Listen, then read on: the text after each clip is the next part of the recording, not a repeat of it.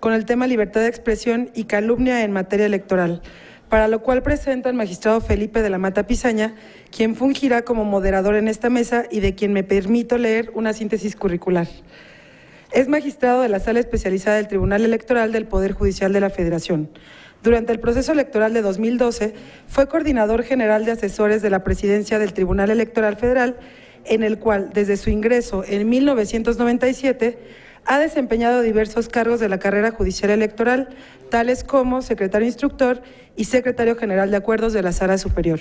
Es abogado egresado de la Escuela Libre de Derecho de la Ciudad de México y doctor en Derecho por la Universidad Panamericana. Además, es candidato a doctor por la Universidad de Castilla-La Mancha, Campus Toledo. Estimado magistrado, tiene usted el uso de la palabra. Muchas gracias, Ale. Sean todos bienvenidos a esta segunda mesa intitulada Libertad de Expresión y Calumnia en materia electoral, dentro del Observatorio Judicial Electoral sobre el modelo de comunicación política. El derecho humano de la libertad de expresión adquiere preponderancia en el debate como fundamento de la democracia en la contienda. Dentro de este debate y las campañas electorales se realizan expresiones por parte de los participantes, ya sean partidos o candidatos, así como las opiniones y coberturas por parte de medios de comunicación, donde se reflejan propuestas o críticas entre diversos temas.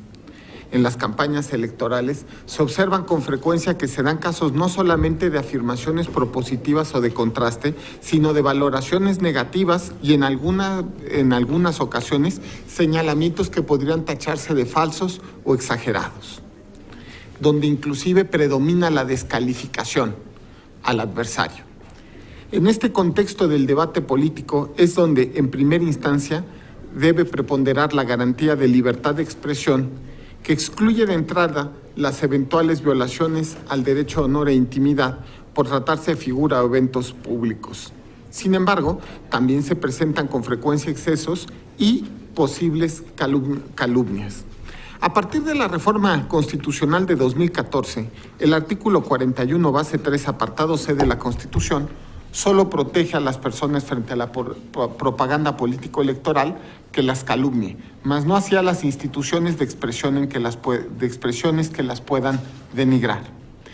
Debe tenerse presente el fallo emitido por la Suprema Corte en la acción de inconstitucionalidad 35 de 2014, promovida en contra del decreto por el que se reformaron diversas disposiciones del Código de Elecciones y Participación Ciudadana y que sobre el tema de denigración determinó que la libertad de expresión implica el derecho de exteriorizar el pensamiento y comprende el derecho de buscar, recibir, comunicar y difundir informaciones e ideas. Es un elemento primordial de comunicación entre los partidos y el electorado, por lo que su ejercicio en el contexto del debate político debe llevarse a cabo en el margen de la tolerancia. Estos son los temas de esta mesa, que además han sido los temas también de nuestra sala especializada, donde han sido frecuentes, yo diría muy frecuentes, los asuntos que tienen que ver con calumnia. Recordemos algunos casos, solo por centrar el asunto central 2 de 2014, que se refería justamente al comunicador Joaquín López Dóriga y que justamente tuvo que ver respecto de si su aparición en el spot de un partido político podía o no considerarse, simplemente la utilización de su imagen, podía o no considerarse una calumnia. Por otro lado, el asunto central 65, en que justamente también de este año, en el que justamente un partido político denunciaba a otro por la transmisión de un promocional en radio y televisión, cuyo contenido a su parecer contenía expresiones que lo calumniaban, partiendo del supuesto del uso de relojes, ¿no? Y frases como más de 2 millones de pesos y el valor de los mismos. Tuvimos varios asuntos que tuvieron que ver justamente con este tipo de campaña y la fórmula que la sala especializada fue resolviendo en cada uno de estos asuntos en concreto. Bueno, nuestra mesa está conformada por el magistrado Manuel González Oropesa, por también el doctor Julio Vicente Juárez Gámez, por el doctor Fernando Rey Martínez y por el licenciado Juan José Alcalá Dueñas. Primero hará uso de la voz el doctor Julio Vicente Juárez Gámez. Al efecto explicaré un poco la temática. Cada uno de los participantes tendrá 10 minutos para hacer uso de la voz. Tendré que ponerme un poco rudo con el tema, porque justamente parece ser que tenemos que ir justamente ajustando el tiempo para efectos del Congreso. Serán 10 minutos, les pasaré un papelito justamente cuando queden solamente 3. Y finalmente, al terminar, haremos una ronda de preguntas y respuestas con, de ser posible y si lo juzgan prudente, 5 minutos adicionales. Dicho lo cual, daré el uso de la voz al doctor Julio Vicente Juárez Gámez, quien es investigador del Centro de Investigaciones Interdisciplinarias en Ciencias y Humanidades de esta Universidad Nacional Autónoma de México. Adelante, por favor.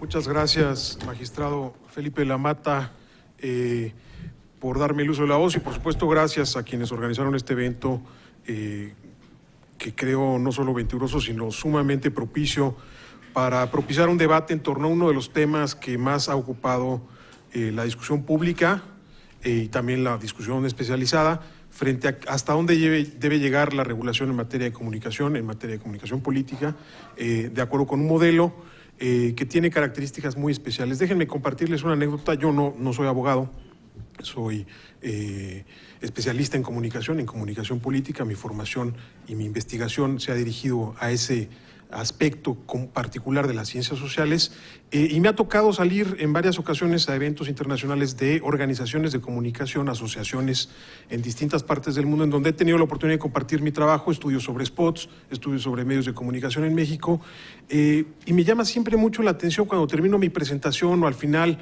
en esta reunión o en estas pláticas que se dan generalmente cuando uno termina su mesa, se acercan colegas de distintas partes del mundo y lo primero que asumen es que yo soy abogado.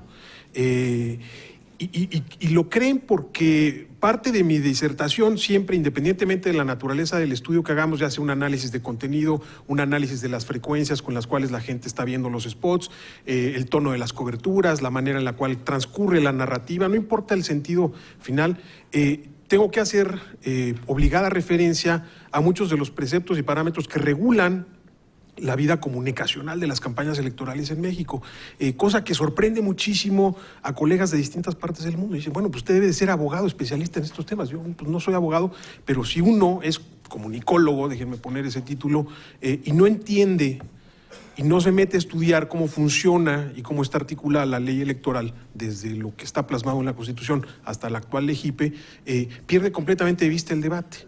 En resumidas cuentas, lo que sorprende es el aspecto jurídico de la comunicación política. Uno de los temas que fluyen con mayor libertad en otras democracias, por supuesto más consolidadas que las nuestras, y con consolidadas me refiero también a más acostumbradas a ver, escuchar y experimentar y a participar en debates que pueden llegar a niveles sumamente álgidos y que en México se encuentran todavía bajo esta protección, esta tutela del Estado, así decidida tanto por los legisladores y por lo tanto por los partidos políticos que han colocado como última instancia, particularmente me refiero al tema que ya nos ocupa, o la limitación o la limitante que se le puede llegar a poner a la libertad de expresión desde el ámbito judicial, es decir, es el Tribunal Electoral del Poder Judicial de la Federación el que tiene la última palabra cuando un partido político se queja de que un contrincante está calumniando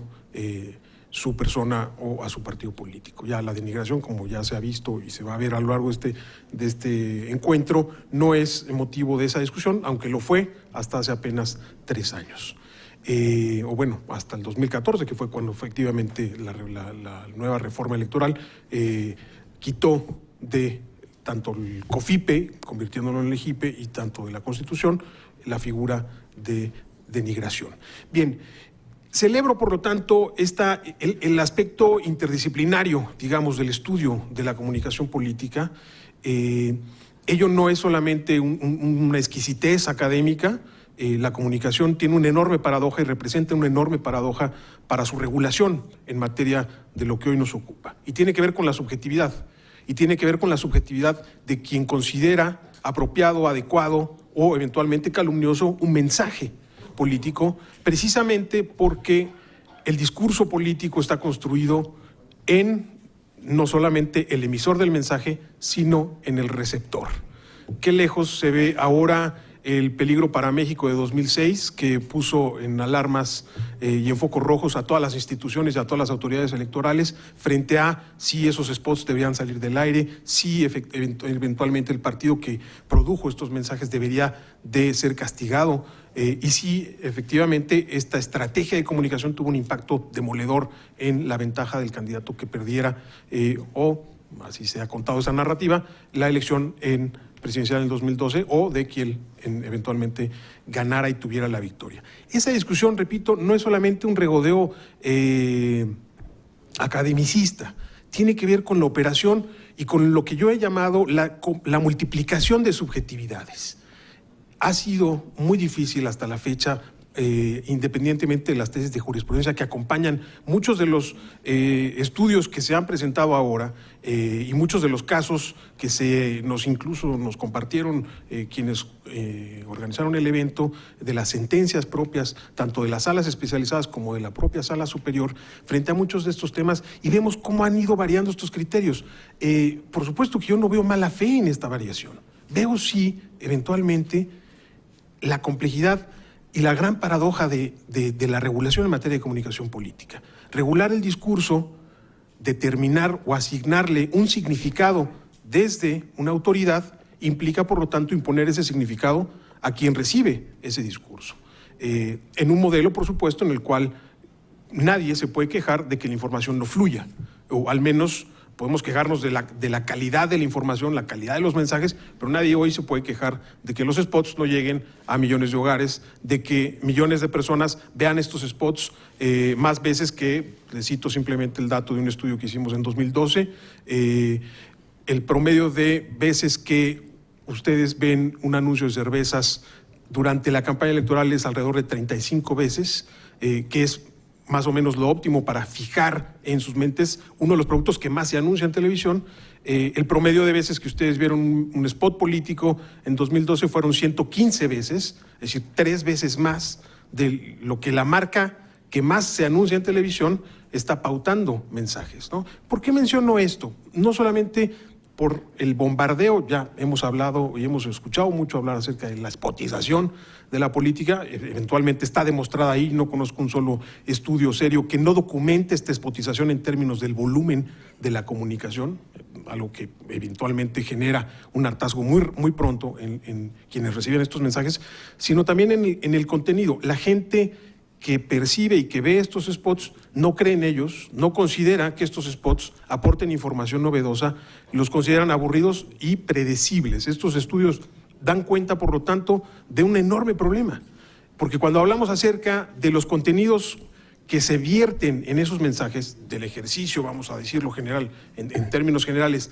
de la libertad de expresión en estos mensajes, partimos de un diagnóstico y un canal de comunicación que está, permítame la expresión, quemado de antemano. Es decir, el spot nace ya con un enorme déficit conversacional en donde es poco creído y además es visto demasiadas veces. Encima de ello tenemos el tema del contenido y del contenido que puede llegar a ser calificado como calumnioso.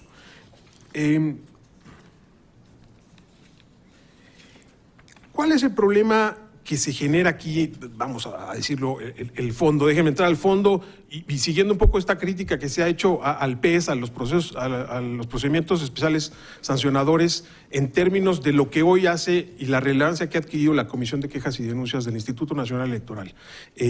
Precisamente instruir el proceso, pero no darle curso y no llegar al fondo del debate, como se hacía todavía antes de la reforma de 2014, y no estoy diciendo que deberíamos de regresar a esa figura de previa a 2014, en donde la discusión se llevaba en el pleno del Consejo General, desgastando todavía más la discusión y la relación entre el Instituto Nacional Electoral y los partidos políticos, siendo, por supuesto, como siempre ha estado establecido en la ley, el tribunal la última instancia que podía llegar a sancionar esto. El PES tiene la intención de acelerar el procedimiento y de castigar en términos, en tiempos que tengan una incidencia directa en el resultado electoral.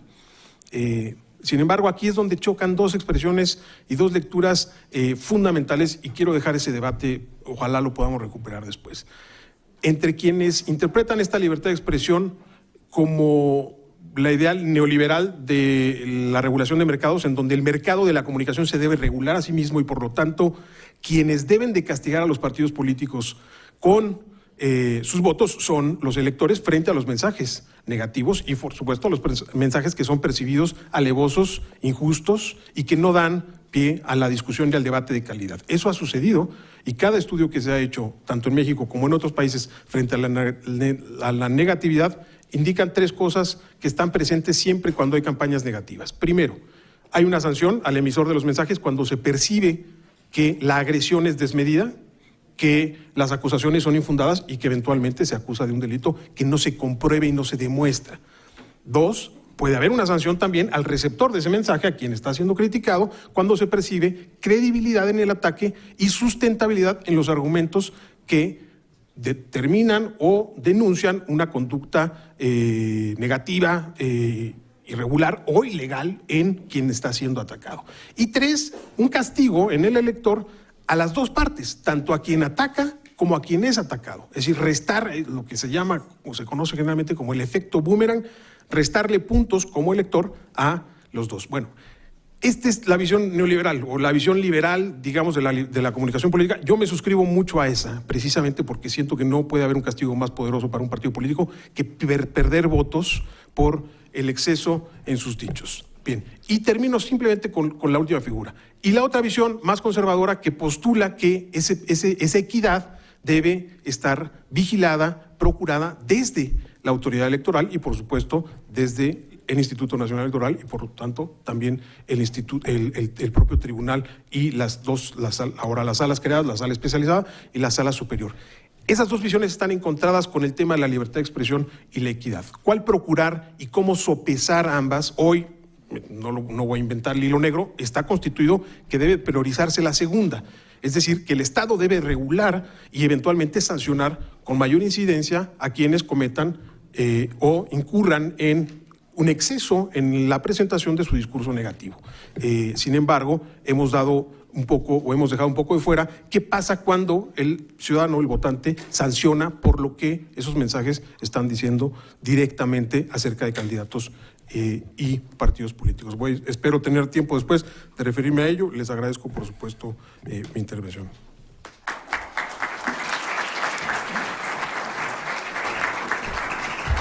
Muchas gracias, doctor. A continuación, cederemos el uso de la voz al licenciado Juan José Alcalá Dueñas, quien es el subsecretario de Acción Electoral del Partido Revolucionario Institucional y quien viene en representación del senador Arturo Zamora. Adelante, licenciado. Muy buenas tardes. Primero, dar un saludo por parte del senador Arturo Zamora, quien por cuestiones de agenda no pudo estar aquí, sin embargo, nos envía sus ideas en un documento de mucha sustancia que espero sea interesante para todos los asistentes. A manera de introducción, quisiera comentarles que cuando se escucha o se lee los conceptos de libertad de expresión y calumnia, se genera una dicotomía inevitable entre estos términos. Así, para quienes se especializan en el derecho civil lo relacionan con el derecho a la información por un lado y por otro con el daño a la propia imagen, como fuentes de obligaciones, específicamente con las figuras del uso abusivo de un derecho o con el daño moral. Para quienes dominan el ámbito penal, deviene la idea sobre la libertad de expresión como bien jurídicamente tutelado en delitos contra la libertad frente a la noción de los delitos de injuria, difamación y calumnia, que han sido actualmente derogados en el ámbito federal y en algunos casos en el ámbito local.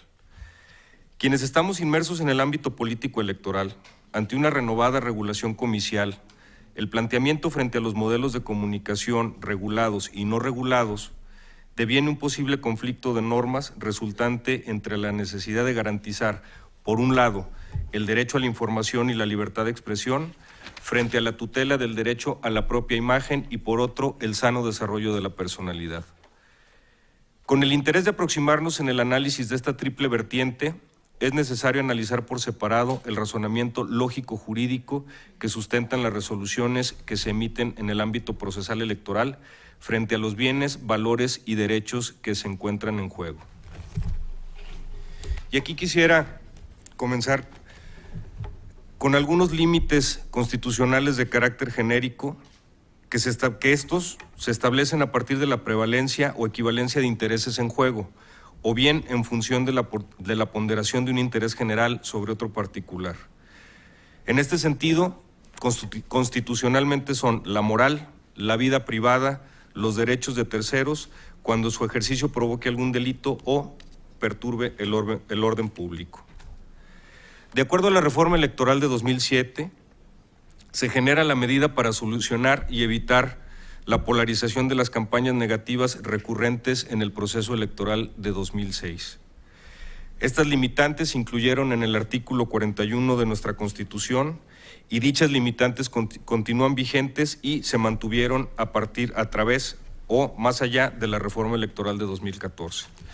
Estas limitantes son la prohibición de partidos políticos y candidatos para contratar o adquirir directa o indirectamente tiempos en cualquier modalidad de radio y televisión, la prohibición para cualquier persona física para contratar directa o indirectamente propaganda para influir en las preferencias electorales de los ciudadanos, la prohibición para transmitir en territorio nacional propaganda contratada en el extranjero, la prohibición a partidos políticos para difundir propaganda con expresiones de calumnia y la veda electoral, que esa es una parte sustantiva de las etapas del proceso donde se prohíbe que la propaganda gubernamental se difunda en el lapso de las campañas o en el periodo entre campañas hasta la conclusión de la jornada electoral.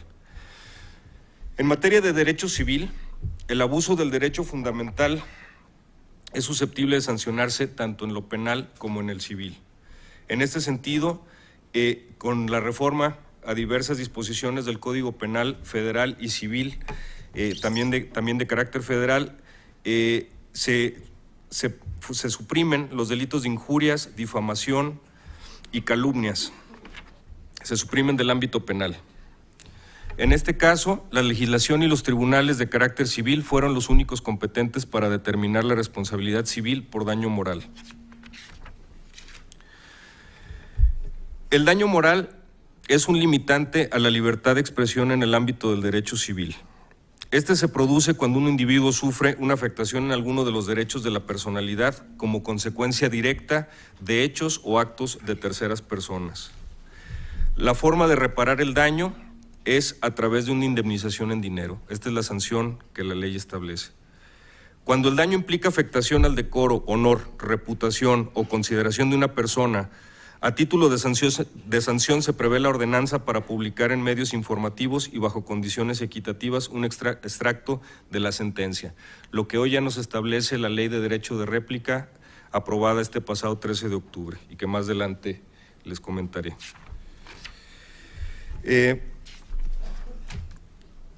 Voy a adelantarme un poco por cuestiones de tiempo. La libertad de expresión y la calumnia desde una perspectiva jurídico-electoral, que bueno, pues en nuestro marco normativo el artículo 6 de la Constitución, además del 41 en sus diversos apartados, establecen estos criterios, además, bueno, de una serie de ordenamientos. Y al final, los criterios emitidos por los órganos, creo que es importante señalar o destacar esta parte, más allá de lo que ya tenemos en las leyes locales o los diversos tratados o criterios. Aquí los criterios emitidos por los órganos internacionales de carácter universal o regional, al ser vinculantes para los tribunales nacionales según el principio pro homine, esto es, la interpretación y aplicación de las normas deben de potenciar el ejercicio de un derecho fundamental siempre que no exista alguna restricción. Y aquí es importante no soslayar que cuando existe conflicto entre personas derivado de la confrontación de los derechos de libertad de expresión con los de la personalidad, en circunstancias ordinarias e iguales, la aplicación de estas limitantes debe ser estricta. Aquí en un esquema dual, cuando el conflicto se presenta en el ámbito político electoral, el carácter especial de los actores requiere una interpretación y aplicación de limitantes con una amplitud extraordinaria. Esto es diferenciar cuando es una persona privada y es cuando es una persona pública. Esto se resume en los siguientes enunciados. Respeta su carácter de derecho fundamental, reconoce su carácter como requisito sine qua non para la vigencia y evolución de un régimen democrático, interpreta y amplía sus límites cuando se trata de personas privadas con proyección pública o de servidores o funcionarios públicos. Y aquí entro ya en esta última parte de la plática a lo que es el derecho de réplica y la libertad de expresión. Y bueno, la motivación de la aprobación de esta ley se da a fin de procurar es una consolidación que procura el mejorar, incrementar, modernizar nuestro régimen de protección de derechos a la imagen, la vida privada y reputación de las personas.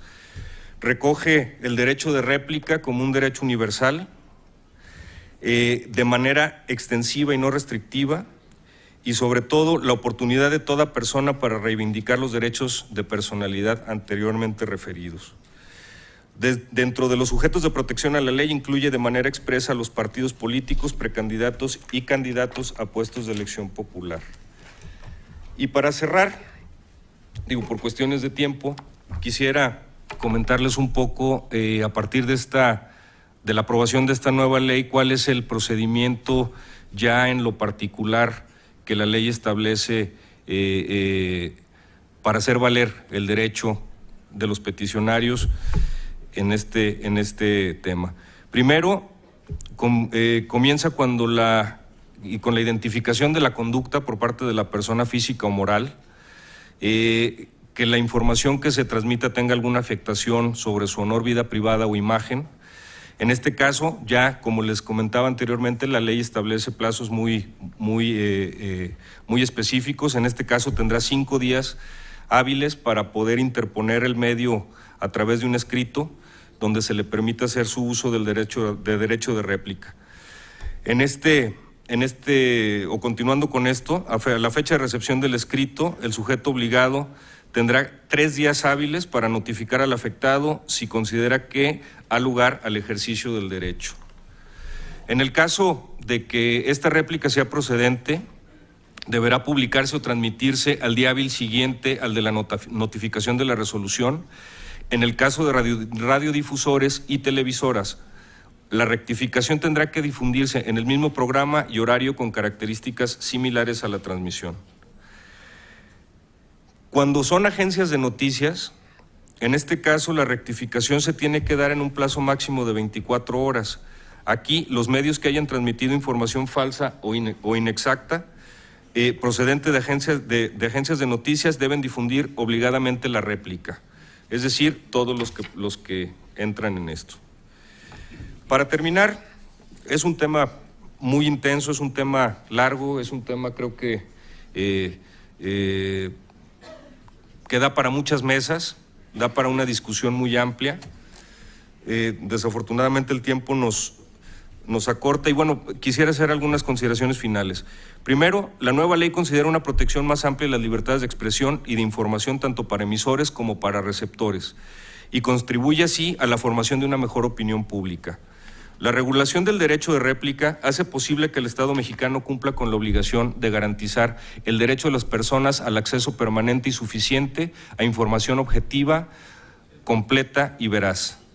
En procesos electorales, este derecho de réplica garantiza a los partidos, precandidatos y candidatos la oportunidad de poder aclarar, de realizar las aclaraciones pertinentes en caso de que alguna información vulnere su honor, vida privada o imagen.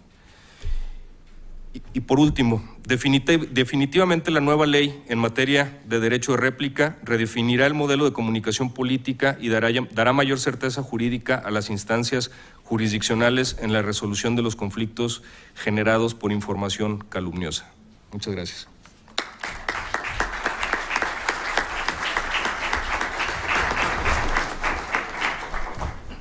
Muchas gracias.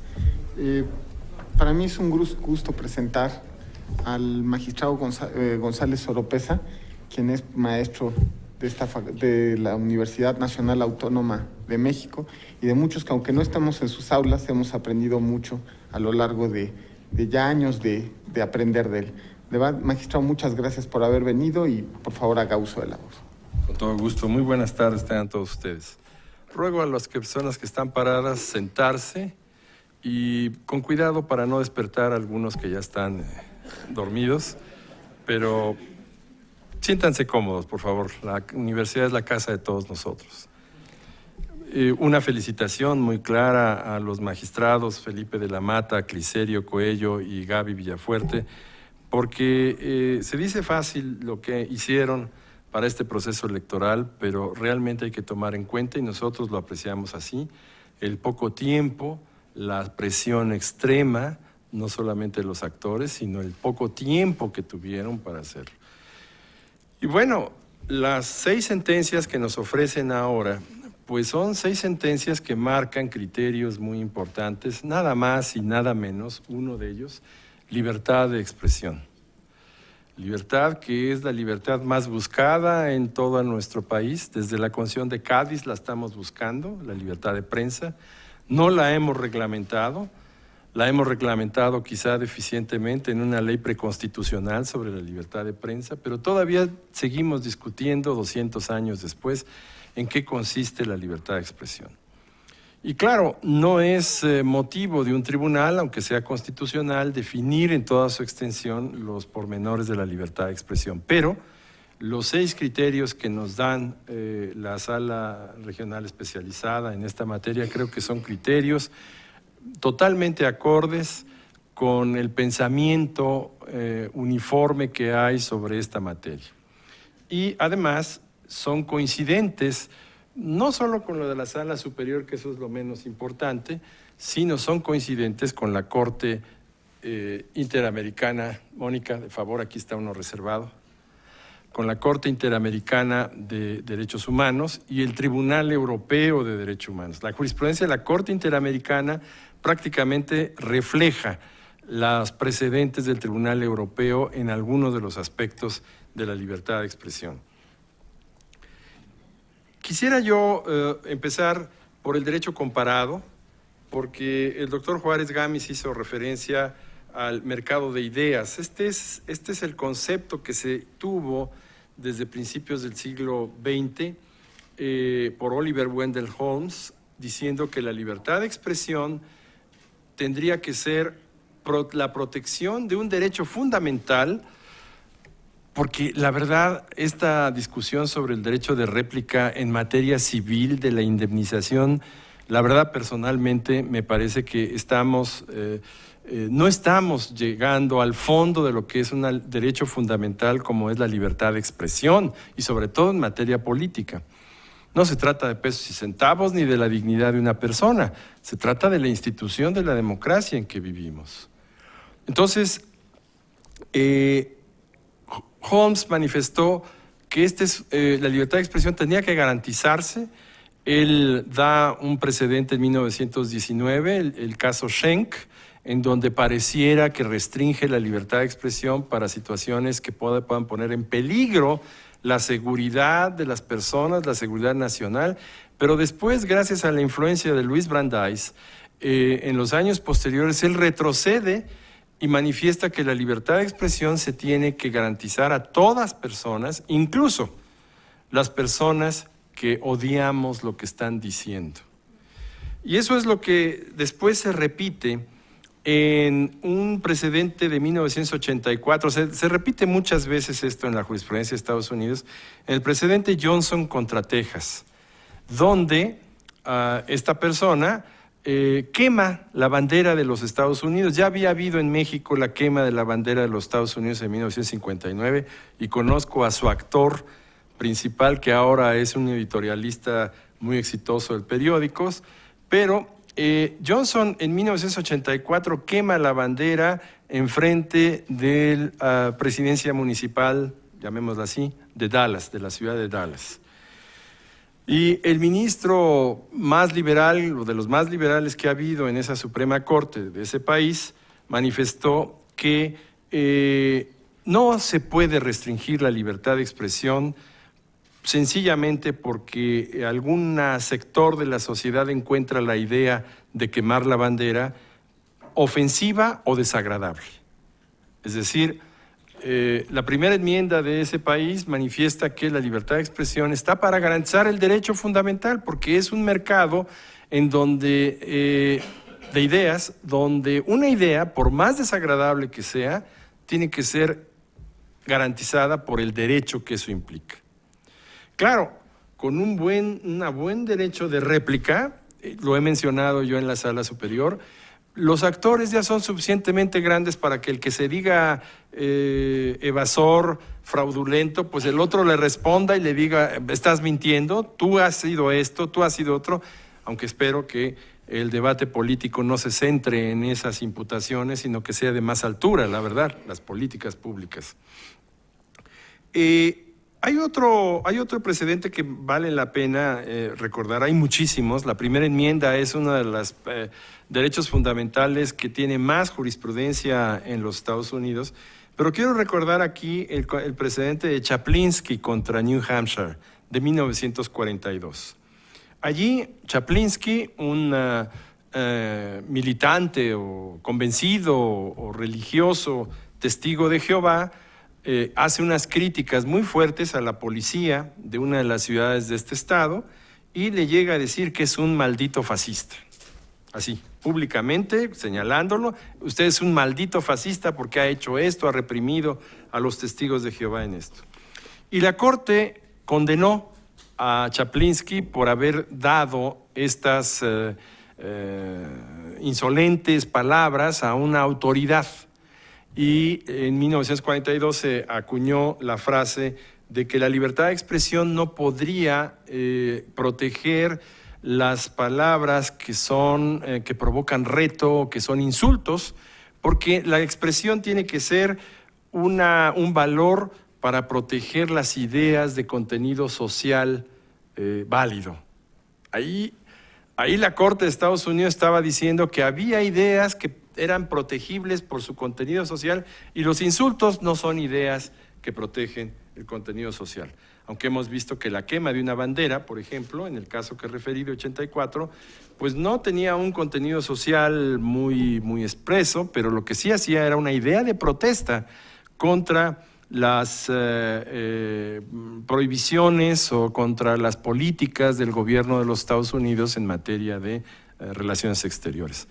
Cuando presidí el Consejo General del Distrito Federal hace algunos años, había una persona que protestaba sobre el proceso y se encadenó afuera de las oficinas de entonces el IFE en el Distrito Federal, no había el Instituto Electoral del Distrito Federal todavía, y amenazó con quemar los ejemplares del COFIPE entonces.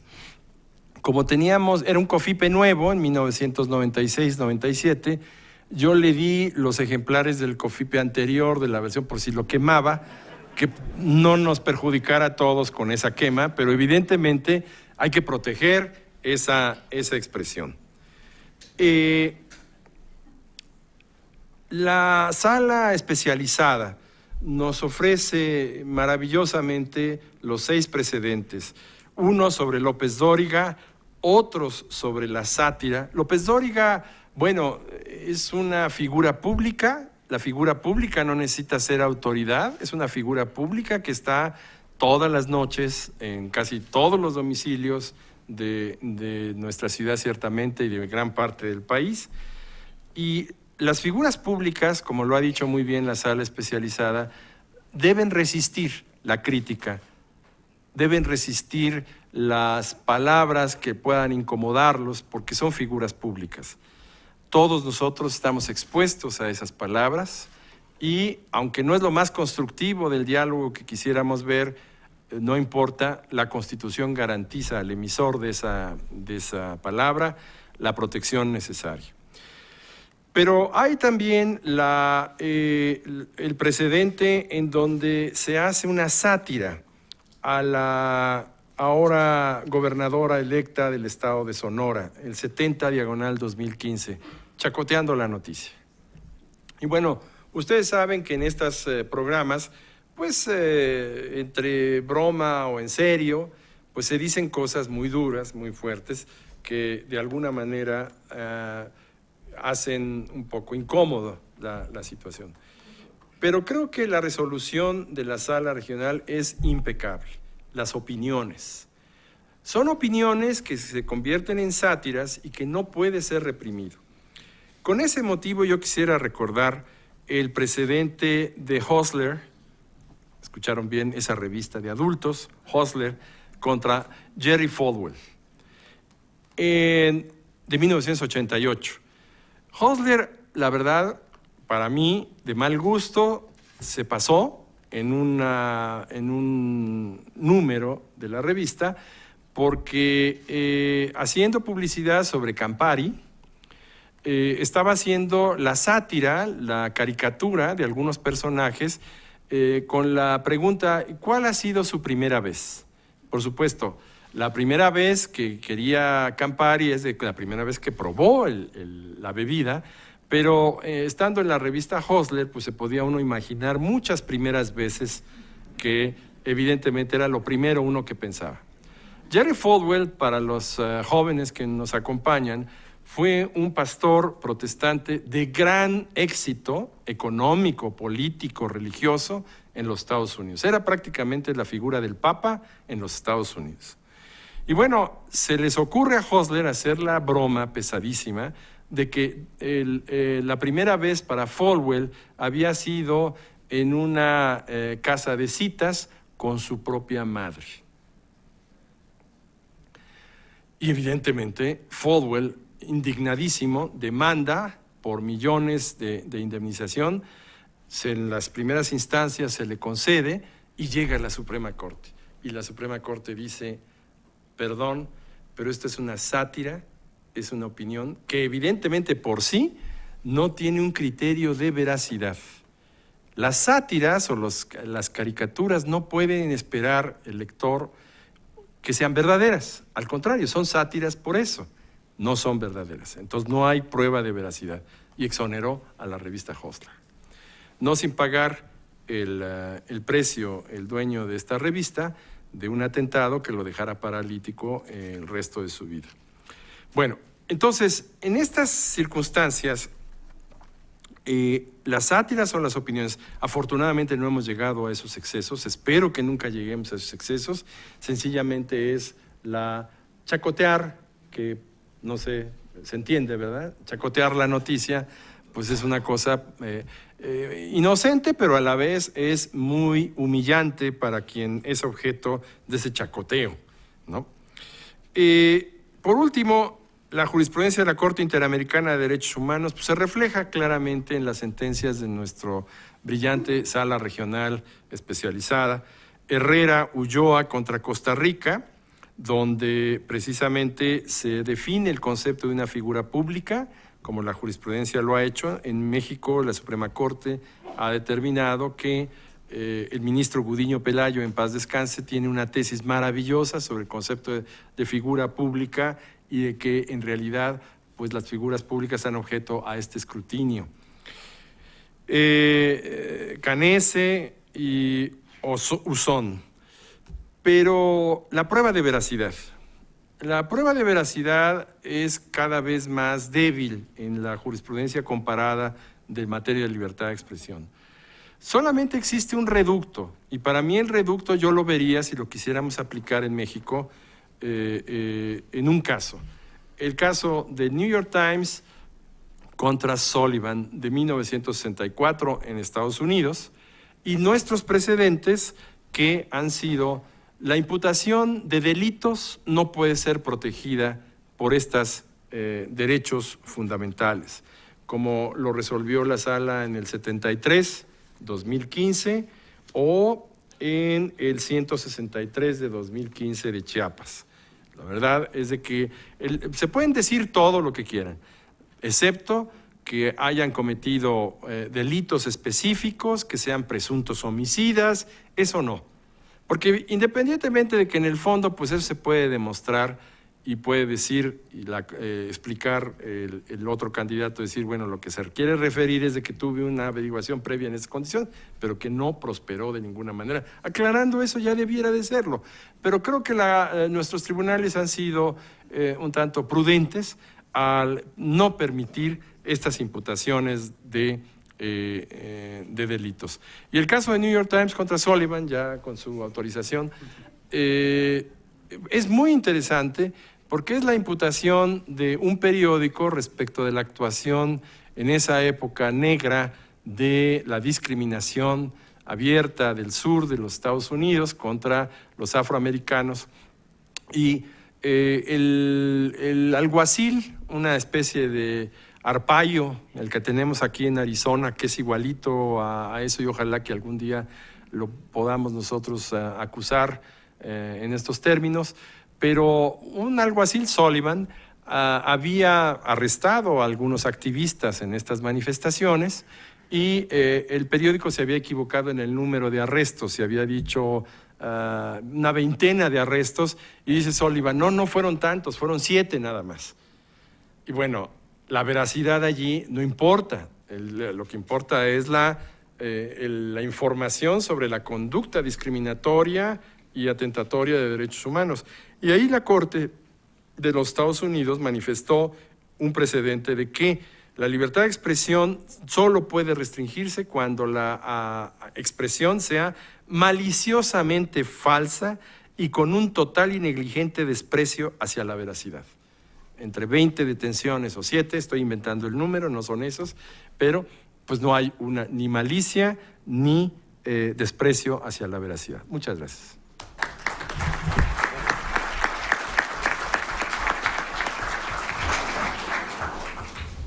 Muchas gracias, magistrado. A continuación escucharíamos al doctor Fernando Rey Martínez, quien es catedrático de la Universidad de Valladolid. Muchas gracias, muy amable. Quisiera agradecer la amabilísima invitación a formar parte de esta mesa. Lo que ocurre es que no tengo tampoco mucho tiempo, así que casi hay que venir agradecido de casa. Además, soy el último obstáculo antes de ir a comer. Razón de más para que sea muy breve, pero vamos, quiero sumarme al reconocimiento general que he obtenido, en particular la sala especializada en su primer año de existencia, consciente de que el Congreso, que el Observatorio lo organiza también, por supuesto, la UNAM, el Instituto de Investigaciones Jurídicas y el INE, ¿no? Me toca examinar 4 sentencias de la sala especializada de este último año. Pido disculpas de antemano porque al analizar sentencias mexicanas van a quedar mucho más de manifiesto mi ignorancia del derecho mexicano, será mucho más evidente que mi ignorancia del propio derecho español, ¿no? Y por otro lado, quiero manifestar también mi respeto como jurista extranjero, comentando sentencias que no son de mi país, ¿no? Esto lo compensaré por el hecho de que como universitario, y muchos de ustedes son universitarios, nuestra única patria o nuestra patria primera y primordial es la razón y la búsqueda de la verdad, y como juristas también la búsqueda de la justicia, ¿no? En fin, voy rápidamente, como tengo poco tiempo, a contar los 4 casos. Voy a referirme a 4 casos, uno de ellos de 20 de diciembre de 2014, quizá ustedes los conocen mucho mejor que yo, de un antiguo gobernador de Aguascalientes del PAN, señor Luis Armando Reynoso, que sale en un programa, en un promocional de televisión del PRI, en un momento determinado, con su traje de pijama de rayas, en un trámite procesal, porque le habían acusado de enriquecimiento ilícito. En el promocional se oía la voz: quienes estuvieron al mando solo pensaron en enriquecerse. Este es el primer caso que tendría que ver. No voy a contar cómo argumenta el tribunal, lo dejo para mi texto escrito, porque prefiero hacer algunas observaciones personales finales, ¿no? Aquí solamente les diré que la sala especializada no observa que haya habido calumnia alguna, ¿no? Fundamentalmente porque la exposición de fotografías o de un vídeo dentro del vídeo promocional no afectaba por sí sola a la imagen del promovente, ya que esas imágenes se habían proyectado ya, se habían difundido por otros medios de comunicación, ¿no? La segunda sentencia es de 3 de junio del 2015, de la Sala Superior, y tiene que ver con, es una sentencia que de alguna manera revoca la sentencia anterior de la Sala Especializada.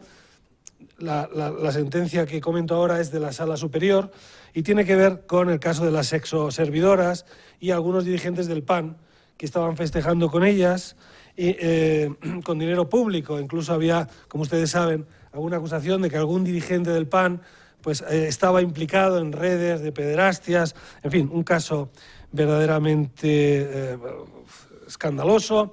Pero aquí también la Sala Superior estima que no hay realmente calumnia porque esas imágenes se habían proyectado, esa noticia ya había sido desahogada por los medios de comunicación con anterioridad.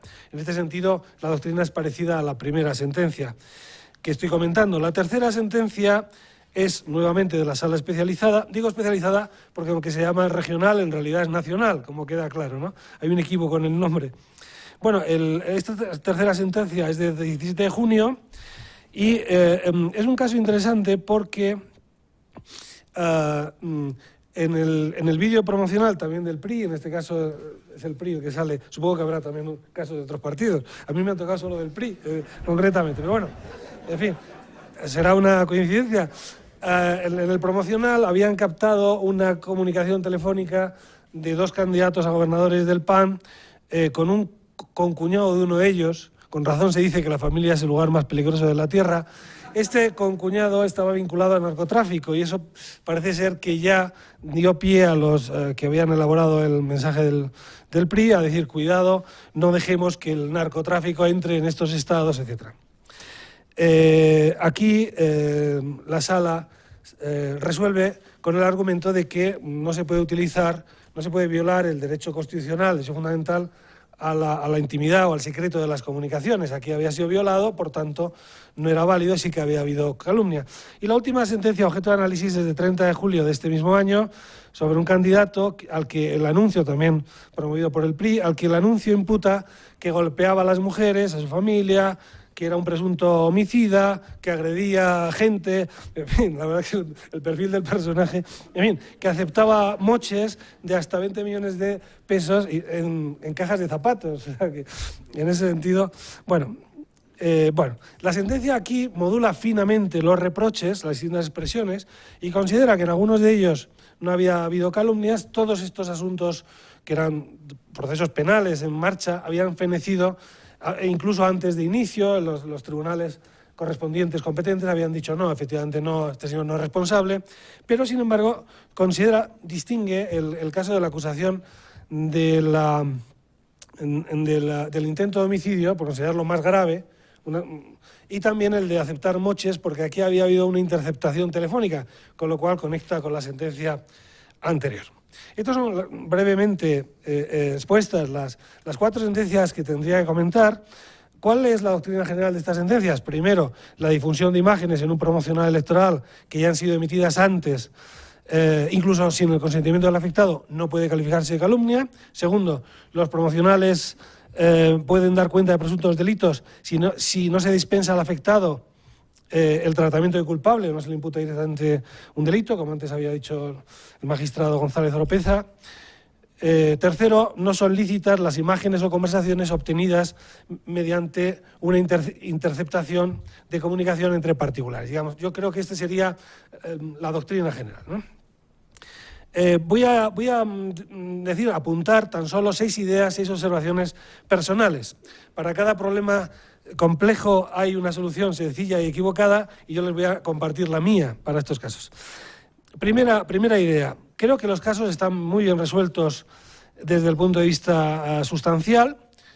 Son sentencias razonadas y razonables, aunque jurista español y por tanto formado en una comprensión muy generosa de las libertades de expresión e información, por las propias circunstancias de la democracia española tras 40 años de dictadura, creo que contamos con una de las jurisprudencias más generosas junto con la norteamericana. Somos más bien una excepción, ¿no?, en el panorama comparado.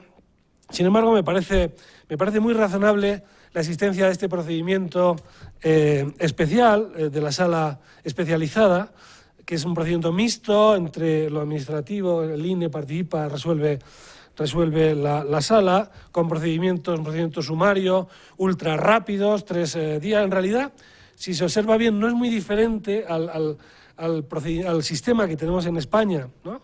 En este caso, más bien, con la Administración Electoral, la Junta Electoral Central y luego el Tribunal Supremo que finalmente ha resuelto, ¿no?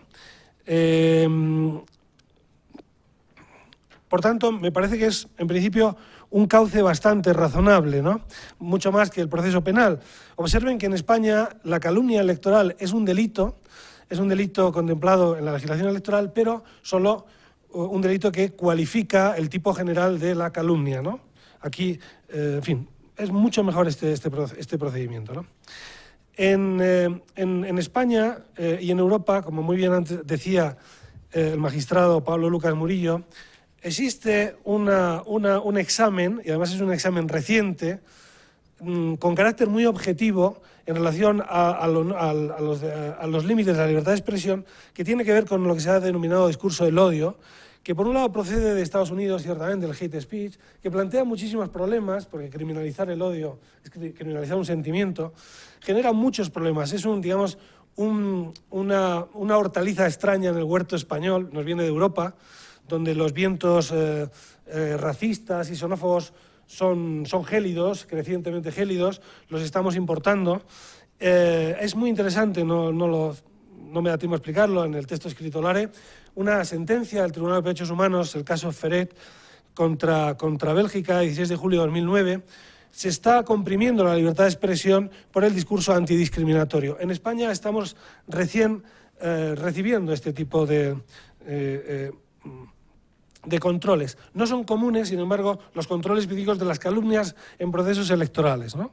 Esta dimensión más subjetiva. Y sin embargo, a mí me parece interesante, porque creo que en los procedimientos de la sala especializada hay esta protección de la libertad de expresión subjetiva, individual, liberal, que tiene que ver con el honor y la intimidad, pero fundamentalmente hay también esta dimensión objetiva, democrática y colectiva, que es la protección del derecho de sufragio, del proceso electoral, ¿no? El derecho de sufragio es algo más que el derecho de voto. Voto tienen también los países no democráticos, hubo antes del constitucionalismo y también existe en el ámbito privado. El derecho de sufragio tiene que ver con un proceso electoral puro, con la formación de la voluntad política, democrática, verdadera, digamos, ¿no?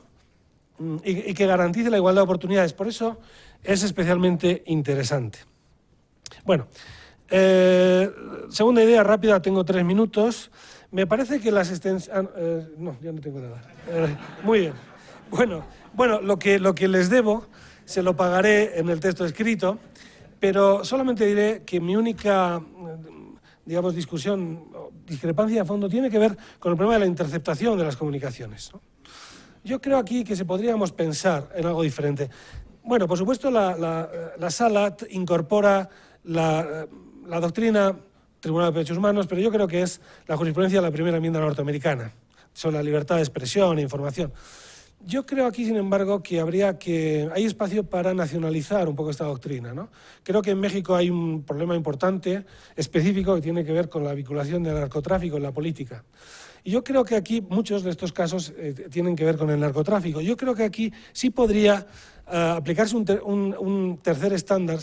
Se trae el estándar doble de una cosa es el honor de las personas particulares y otra los políticos que prácticamente no tienen, ¿no? Solo si se le imputan delitos, o sea, asesinatos, ¿no?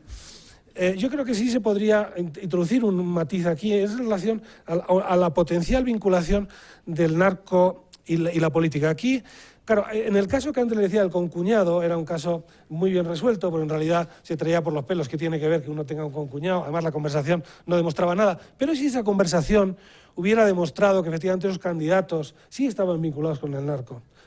Claro, una cosa es que claro, porque la interceptación de las comunicaciones se protege fundamentalmente frente al poder público, frente al Estado, y en un contexto de proceso penal, con todas las garantías ligadas.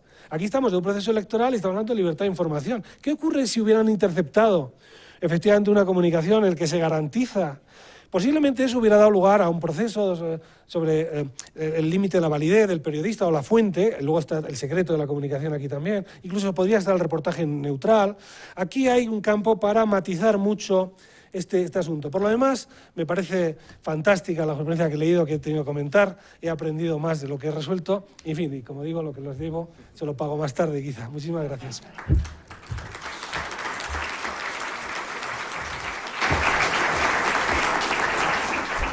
Muchas gracias, profesor. Ahora pasaríamos a las preguntas y respuestas. Tengo 6 preguntas y daríamos a cada uno de los participantes hasta 5 minutos para responder, en el mismo orden en el cual hicieron uso de la voz. A ver, aquí tengo, la primera va dirigida al magistrado González Oropeza. ¿Por qué considera usted que la prueba de veracidad cada vez es más débil en materia de libertad de expresión? También para usted, señor, ¿cuál es su opinión sobre la nueva ley reglamentaria del artículo 6º constitucional, derecho de réplica? También, asociar la palabra corrupción con la conducta de un político implica calumnia, es una pregunta que se hace. Esto solo se trata de una palabra o expresión indecorosa que debe ser protegida por el artículo 6º de la Constitución.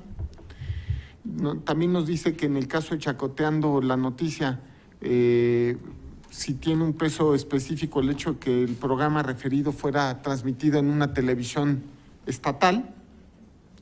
Igualmente, ¿qué órgano o instancia judicial sería la encargada de hacer valer el derecho de réplica cuando se trate de derechos político-electorales? ¿Qué pasa con las calumnias difundidas por nota informativa que no son aclaradas por el afectado?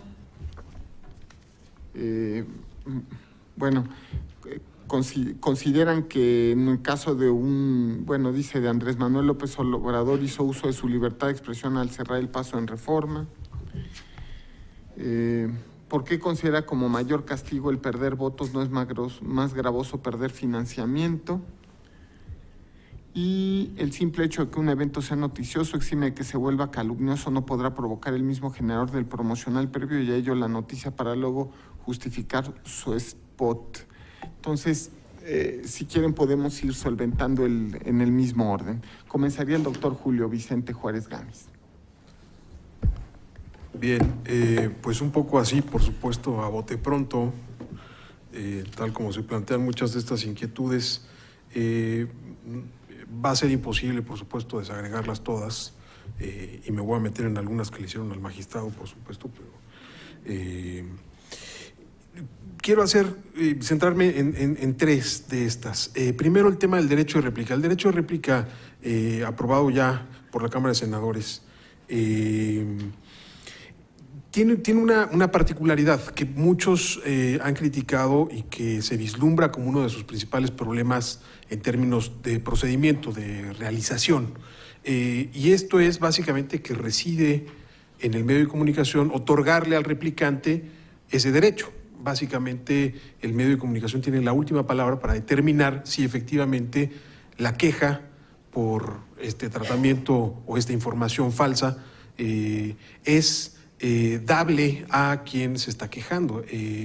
Muchos han calificado esto de una especie de circularidad en donde con la mano derecha un medio de comunicación produce un contenido y con la mano izquierda determina si ese contenido efectivamente es lastima, digamos, el interés de un tercero interesado, que es quien está presentando el derecho de réplica.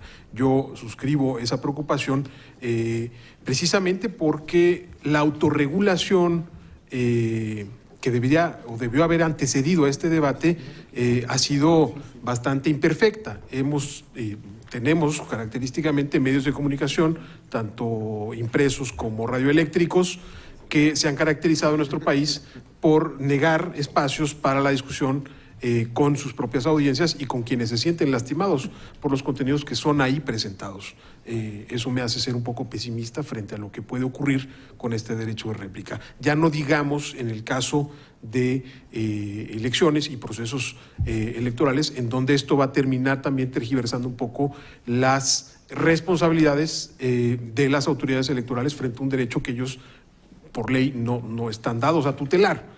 y que sin embargo va a formar parte de la discusión. No es que tenga yo una bolita mágica, pero estoy seguro que ustedes comparten conmigo que si ve uno hacia futuro, es muy probable que esto se convierta también en un insumo más, en una herramienta, en una estrategia más de visibilización de ciertos mensajes. Y quería regresar a la estadística o esta figura que yo daba acerca del número de spots que vemos y la poca credibilidad que tienen. No es simplemente una estadística ociosa. La negatividad ocurre en un contexto en donde es muy difícil para el elector mexicano poder contrastar información que es presentada por los actores políticos. Lo que se presenta muchas veces son afirmaciones categóricas y eso precisamente lo que motiva en algún momento dado es creer o no creer lo que se está diciendo, pero eso no es un debate.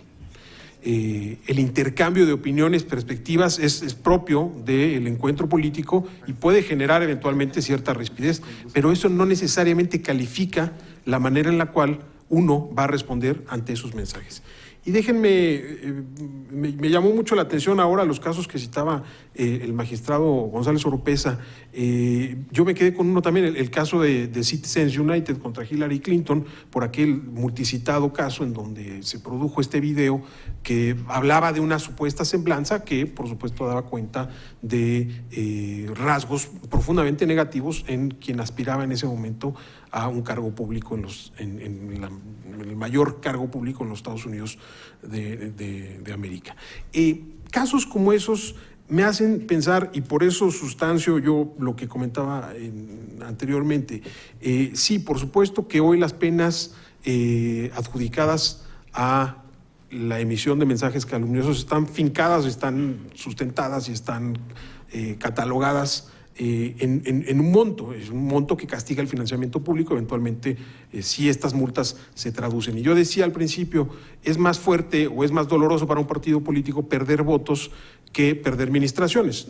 No pongo el caso del Partido Verde Ecologista de México porque es obviamente un caso que se ha citado en múltiples ocasiones y sin embargo un caso que no transitó por la vía de la calumnia y la difamación. Es decir, particularmente la estrategia del Verde es una estrategia positiva, no es un partido que ataque o calumnie a sus contrincantes, es un partido que ha aprovechado ciertos espacios y ciertos huecos para posicionar cierto tipo de mensajes.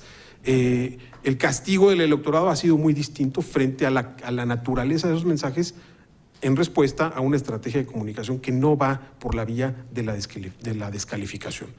Y por último, para no ocupar y no extenderme en el tiempo que me han otorgado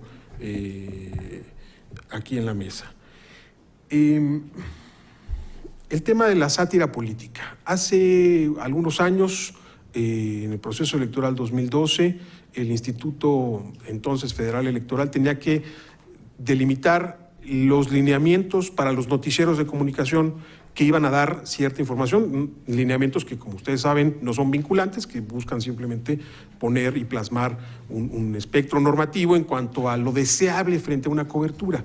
Eso conllevó a estos monitoreos y observatorios de la cobertura informativa de los medios de comunicación que ya se han vuelto una tradición cada proceso electoral federal y que se han empezado a replicar también venturosamente en varios estados. ¿Y qué buscaban hacer ese observatorio, ese monitoreo de medios? Pues básicamente sopesar, analizar y cuantificar y cualificar también, calificar el tipo de cobertura informativa que estaba siendo presentada así a la ciudadanía y que sí esta eventualmente cumplía con estos criterios, ¿no? Veracidad, equidad, la información, el sustento de las fuentes, etcétera, etcétera, etcétera.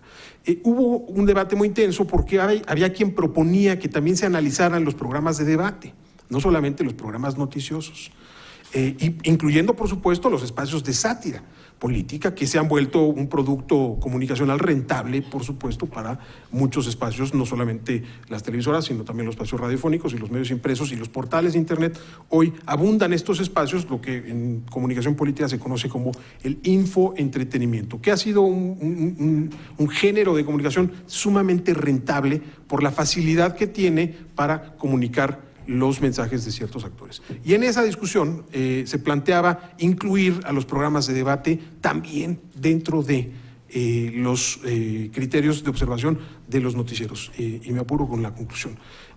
Yo me opuse junto con otros colegas a que esto se hiciera precisamente por la manera en la cual el ciudadano que se sienta a ver un programa de televisión parte acerca, primero, en el caso de las noticias, de la objetividad normativa del emisor de una noticia frente a la subjetividad obligada de quien pronuncia un comentario editorial o emite una sátira. Y es precisamente esta discrecionalidad desde la mirada del receptor del mensaje la que determina la observación y el juicio eventualmente de una autoridad o el juicio, digamos, público de quienes participamos en esta conversación electoral. Y ahí es donde yo pondría el énfasis en dónde entrar y en dónde no entrar frente a la libertad que tenemos, no solamente para expresar, sino para juzgar las expresiones de otros. Muchas gracias.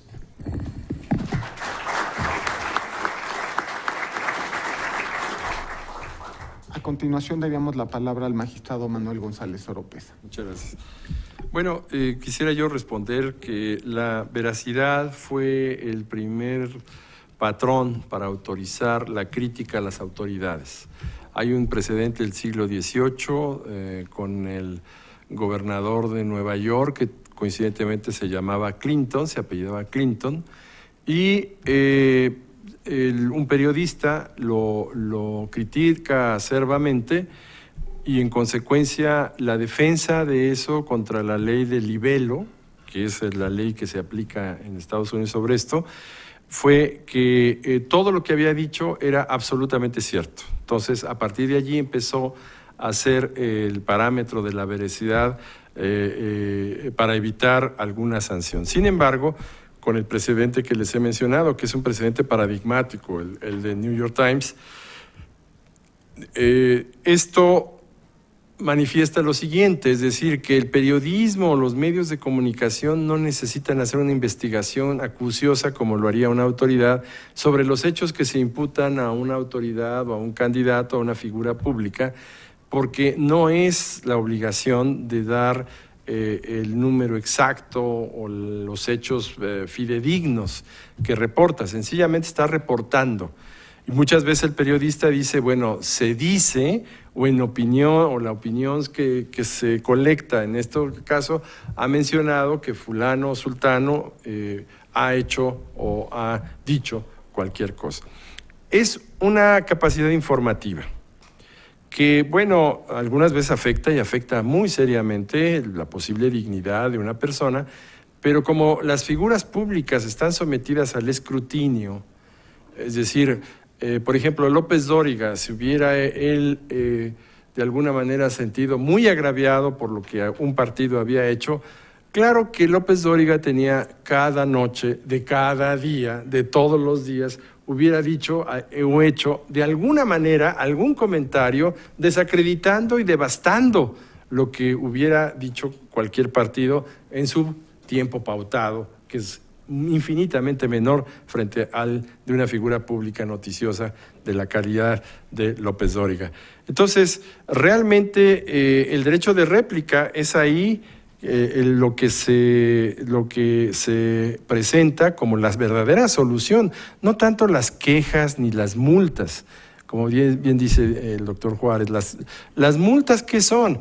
Pues finalmente el partido lo va a sacar de su financiamiento público y se los va a pagar.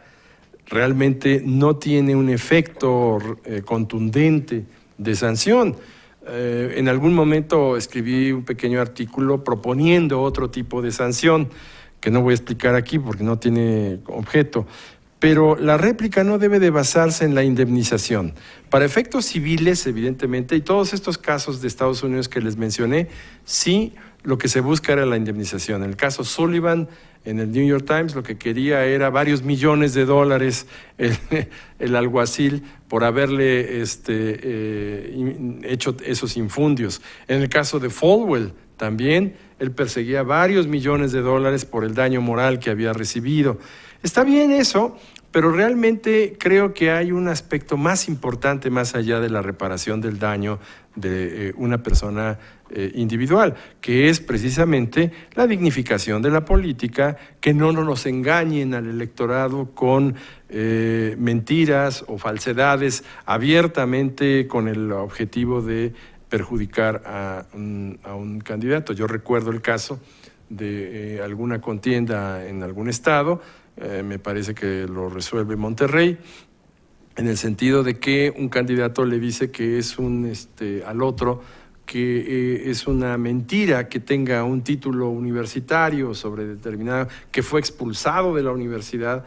Y bueno, eso eran sus credenciales en que se ostentaba ante el electorado. Pero maravillosamente el otro candidato dijo, miente con todo absoluto, porque yo tengo aquí mi diploma, lo hago público, lo hago... Ahí hubiera acabado absolutamente todo sobre esto. ¿Qué indemnización puede tener esta persona? En cuanto a las opiniones y las parodias, que son pues también muy habituales en nuestro país, realmente creo que aquí la réplica, pues una opinión tiene que ser, como decía Voltaire, por más falsa que sea, pero bueno, yo defenderé que tenga alguien una opinión respecto de lo que hace uno. Recientemente publicamos el anteproyecto de resolución para el gobernador de Colima. Hoy en la mañana ya tuve un alegato con los afectados en mi anteproyecto de resolución y me dijeron todo. Claro, ya me habían dicho antes en el fin de semana muchas cosas, pero me dijeron todos los argumentos, que fue lo que me interesaba escuchar, y confirmé o voy a investigar más. Yo creo que esto es bueno. Estas opiniones de ellos pues pueden graduar un poco el criterio de uno. La figura pública es muy importante.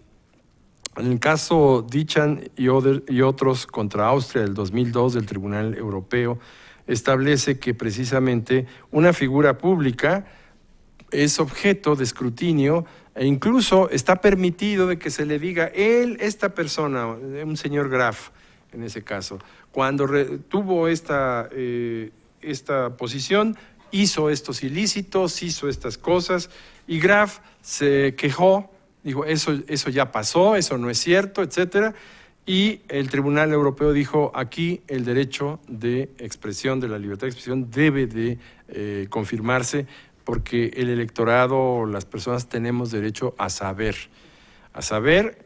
lo malo y lo bueno, y si es falso, pues también a saber por qué es falso, que alguien nos diga por qué es falso. Muchísimas gracias.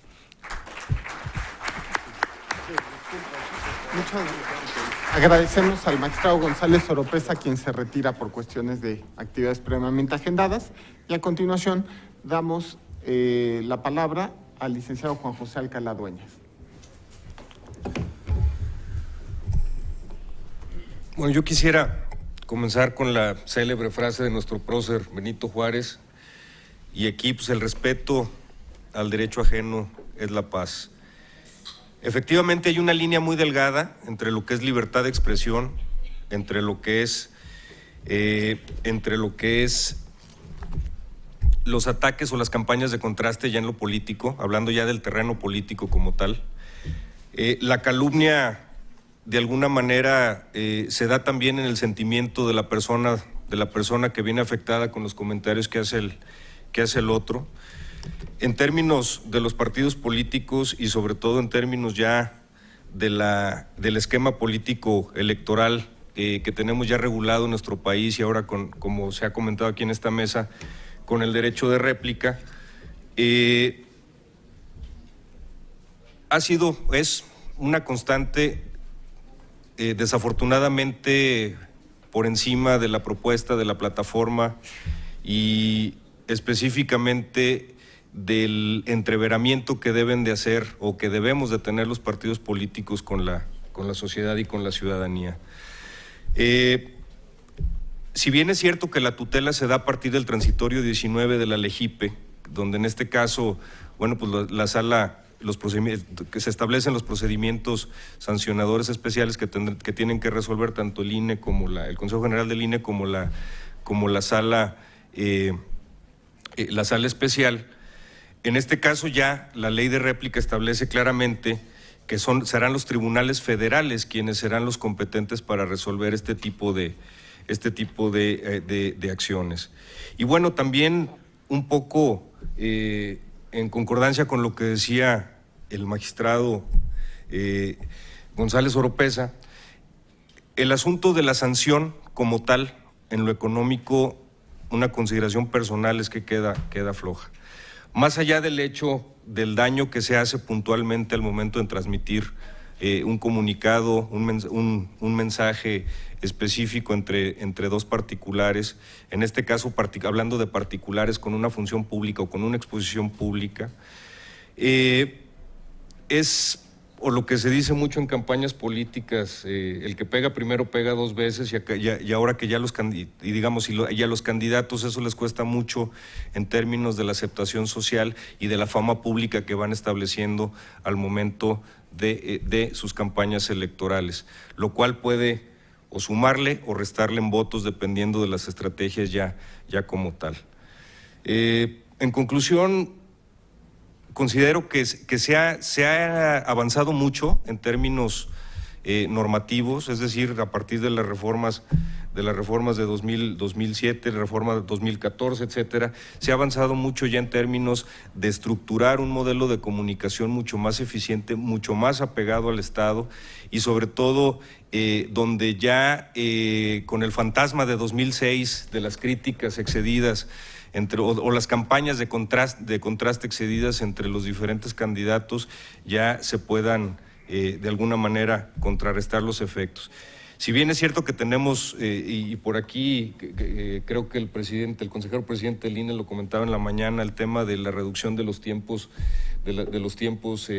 oficiales o de los tiempos de Estado, específicamente para las campañas políticas, puede ser una de las soluciones. Sin embargo, aquí lo fundamental es que se mejoren los contenidos. Al final la ciudadanía lo que requiere de los partidos políticos es un compromiso de eficiencia, un compromiso de políticas públicas claras y sobre todo ya en el ámbito legislativo que exista un piso parejo para que todos puedan desarrollarse dentro de los procesos electorales. Acabamos de pasar un proceso federal, tendremos 13 procesos locales el año que entra, y bueno, pues aquí es donde parte de esta normatividad o parte de esta línea, parte de esta discusión se verá reflejada en qué es lo que hacen en los estados. Es muy diferente la dinámica local a la dinámica federal, y bueno, pues en este sentido también reforzar de alguna manera toda la normatividad local y aprovechar todas estas consideraciones normativas para que también se puedan homologar en mayor o menor medida en las entidades. Y bueno, concluyendo, una felicitación a la Sala Especial por este esfuerzo, por este observatorio, magistrado presidente, magistrado, y bueno, agradeciendo también a todos su atención. Muchas gracias.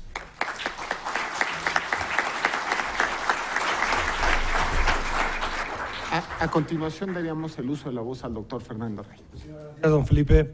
Bueno, yo creo que la sala especializada camina en un estrecho desfiladero. Es un asunto el que se trae entre manos realmente sutil, el demonio está en los detalles. Desde mi punto de vista, no es el derecho al honor de los políticos afectados el que está en juego, sino el derecho a la verdad del electorado. Y por eso camina esta sala en este estrecho de mar, ¿no?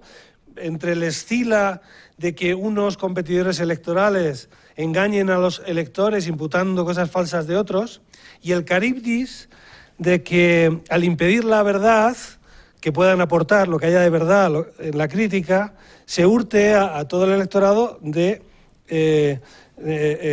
hechos esenciales para que puedan votar responsablemente, ¿no? En realidad estamos hablando de medir dos mentiras, la densidad de dos mentiras. Y el interés superior debe ser el del derecho a la verdad del electorado, ¿no? Esta dimensión más objetiva. Me gusta mucho en la jurisprudencia que he tenido ocasión de ver este carácter muy liberal, preferir la libertad de expresión e información, aunque con límites. Me gusta ese self-restraint. Me gusta también cómo cincelan las sanciones. Decía el magistrado que es verdad, a veces una simple indemnización económica no arregla nada, pero también está, por ejemplo, la amonestación pública. que hace en alguna de las sentencias la Sala, que es una forma de derecho a la rectificación incluso más autorizada que si la ejercita el propio afectado, porque es una rectificación pública y no solo de parte, ¿no? Y en ese sentido me parece interesante. En definitiva, es verdad que hay que cambiar la cultura. O sea, aquí estamos hablando de temas jurídicos, el derecho llega tarde, llega mal, llega de modo incompleto. No hemos hablado, uno de los temas, habló antes el magistrado Pablo Lucas Murillo, de Internet, cómo está revolucionando la comunicación política. Uno de los asuntos se había colgado en YouTube, bueno, en fin, se salió, era marginal en la sentencia, pero eso es un asunto central. Ni siquiera la televisión de pago de cable está afectada por todo esto, ¿no? La parte de la realidad que capta el derecho es pequeña, es menor, es la punta del iceberg, ¿no? Cuando ponemos demasiadas reglas y no muy sensatas, la realidad se venga a través de espacios de impunidad y de inmunidad crecientes, ¿no? Por eso no solamente estamos en presencia de un problema jurídico, sino de un problema de cultura política. Y aquí es verdad, es necesario, yo soy a favor de las campañas negativas. ¿Cómo no va a haber campañas negativas? El poder es una pestilencia que todo lo contamina. Yo ahora soy político en España. Todo el constitucionalismo se basa en la presunción de que el que está ahí pues está haciendo algunas cosas mal, ¿no? El político tiene que salir cada mañana a demostrar que no ha hecho mal su labor, ¿no? Su gestión. Pero una cosa es la campaña negativa y otra es la campaña sucia. Por eso, toda la libertad de expresión e información que sea posible, con todos los límites, solo que resulten estrictamente indispensables. Es esta sutileza, ¿no?, de este estrecho desfiladero por el que camina esta jurisdicción. En conjunto, hay que cambiar la mentalidad. Yo estoy muy preocupado porque nuestras sociedades tienen una crisis de legitimidad democrática enorme y creciente. La ciudadanía se está distanciando a marchas forzadas de las instituciones representativas. Hay una crisis de confianza. La democracia está en crisis de una manera que no habíamos conocido nunca atrás. Y fijemos que es también una paradoja. México, que recupera la democracia y sin embargo, ¿qué crisis hay? España, que recupera la democracia y sin embargo, ¿qué crisis tenemos? Bueno, en España sumada a otras cosas, porque como decía Zaña, los españoles hacemos cosas razonables solo después de haber intentado todas las demás. Y ahora estamos intentando todas las demás, ¿no? Todavía. En este contexto de sociedad desencantada, desconfiada, es suicida que los actores políticos hagan campañas sucias que conviertan la contienda electoral en una guerra electoral. O sea, hay que transformar los embates en debates. Hay que hacer campañas, claro que hay que hacer campañas negativas, hay que decir, usted lo ha hecho mal por esto, por esto, por esto, por esto, por esto y por todo y por más. Pero la cuestión está en las formas. La democracia es una cuestión de formas. La forma no es más que el fondo cuando remonta a la superficie. Ahí no las estamos jugando. Un debate político permanente, ríspido, árido, etcétera, mina la confianza. Están jugando con fuego los actores políticos, no lo saben. O lo saben y dicen, bueno, es una locura. O sea, quiero decir, aquí los juristas tenemos un papel, pero por desgracia los políticos tienen el papel principal, ¿no? Como no vaya cambiando algo la cultura política, los modos de hacer política, esto no es sostenible. No sé por dónde saldrá, pero la historia nos demuestra que, en fin, ¿no?, que es muy peligroso estar permanentemente tomando el pelo a los ciudadanos. Muchísimas gracias. Muchas gracias. Para cerrar la mesa, quisiera evidenciar como integrante de la sala especializada que este observatorio se da en el marco justo de nuestro primer año como organismo colegiado integrado. Quisiera retomar algunas de las estadísticas que decía nuestro presidente Clicerio Cuello y que justamente hablaba de 1,529 quejas que fueron presentadas a lo largo del proceso electoral federal de este año, lo cual significa que este ha sido el año con más quejas presentadas en la historia. Además, que han sido resueltas en un tiempo récord de 36 horas. La reforma nos establecía un máximo de 72 horas y gracias a la altísima colaboración que tenemos con el Instituto Nacional Electoral por vía de un sistema digital, pudimos justamente ver una fórmula en la cual en 36 horas alcanzamos la resolución de las quejas a partir del turno. y además con un índice de revocación tomando en cuenta estas 1.529 quejas, del 4.77%. En general, ha sido un esfuerzo enorme de los integrantes de la sala, pero también de las instituciones, la formación de estos criterios, de estas sentencias que hoy nos hemos reunido justamente a discutir, y que les agradecemos en sobremanera que hayan venido. Y justamente en agradecimiento, el Instituto de Investigaciones Jurídicas de la UNAM y nuestra sala especializada del Tribunal Electoral del Poder Judicial de la Federación les entregan un reconocimiento al magistrado González Oropesa, que se lo entregaremos en persona próximamente, y a continuación justamente sería primero al doctor Julio Vicente Juárez Gamiz.